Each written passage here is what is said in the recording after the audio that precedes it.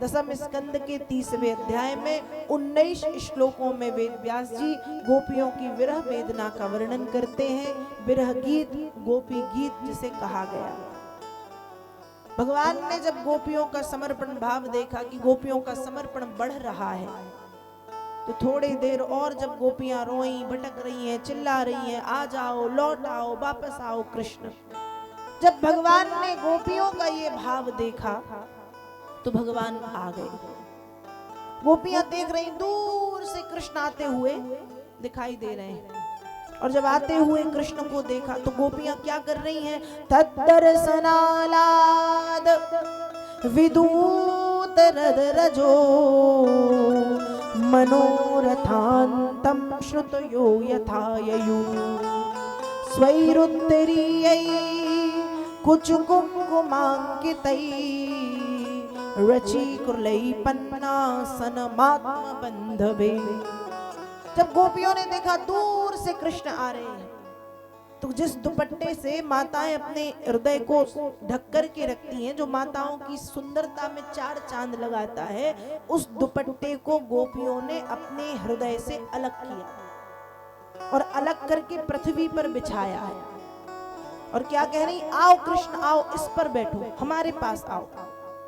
और कहा वो दुपट्टा कोई साधारण दुपट्टा नहीं है, कुछ कुमकुमांकितई, उस दुपट्टे में केसर और कुमकुम लगा है। गोपियां जब माथे में केसर कुमकुम का तिलक करती हैं, हृदय में भी लगाती हैं। कभी कभी वो हृदय में न लग के चुन्नी में लग जाता। आज वही केसर कुमकुम युक्त चुन्नी गोपिकाएं भगवान के लिए बिछा रही हैं। आओ कृष्ण, इस पर बैठो, आओ कृष्ण यहाँ आओ।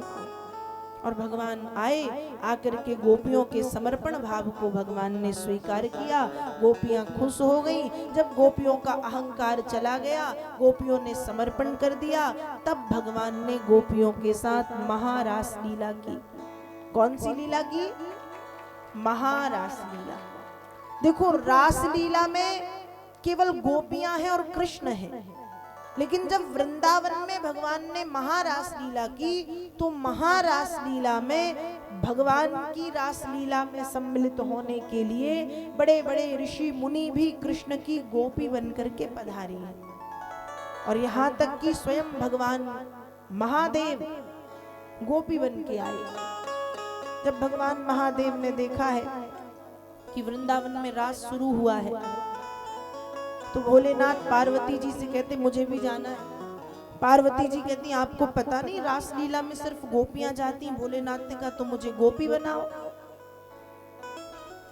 पार्वती जी मुस्कुराई, कहा महाराज गोपी बना दूंगी, पर पकड़े जाओगे। इतनी हट्टी कट्टी लंबी चौड़ी मोटी तगड़ी गोपी देखेंगे तो कहेंगे ये कैसी गोपी। तो ऐसी गोपी देख के कोई भी समझ जाएगा कि आप गोपी नहीं गोपा हो। महादेव ने कहा ठीक है, वो मेरी समस्या है, मुझे तो गोपी बनाओ।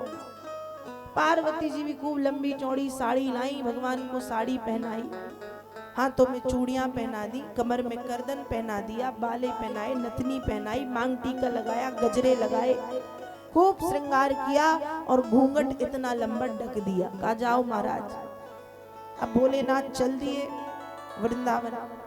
अब जब भोलेनाथ वृंदावन पहुंचे और जब वृंदावन की गोपियों ने देखा, तो गोपियां भी सोचती हैं कि भैया हमने गोपी तो खूब देखी, लेकिन इतनी लंबी चौड़ी गोपी हमने पहली बार देखी।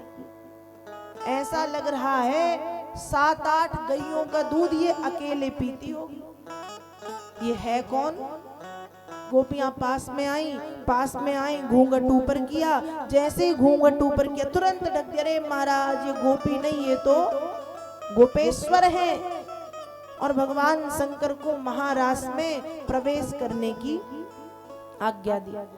अब भगवान शंकर ने महारास में प्रवेश किया है और यहाँ भगवान कृष्ण ने भगवान भोलेनाथ के साथ जो गोपी रूप में है महारास किया। तो भगवान कृष्ण की गोपी स्वयं भगवान शंकर बन करके पहुंचे।